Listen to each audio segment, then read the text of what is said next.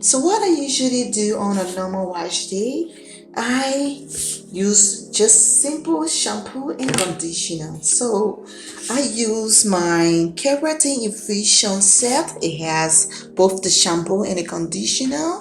So what I'm going to do, I'm going to part my hair into two sections and have my shampoo on the root of my hair. What I'm doing this is because I want to get rid of all of the grease, the dirt, or whatever that has been stuck on skull. I will have it removed with this shampoo. So I'm going to apply it into my entire hair and allow it sit for 1 to 2 minutes.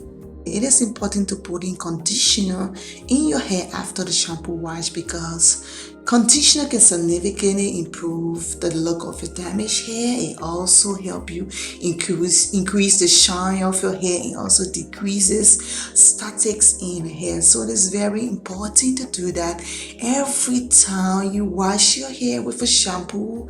Put in a conditioner. It is very important.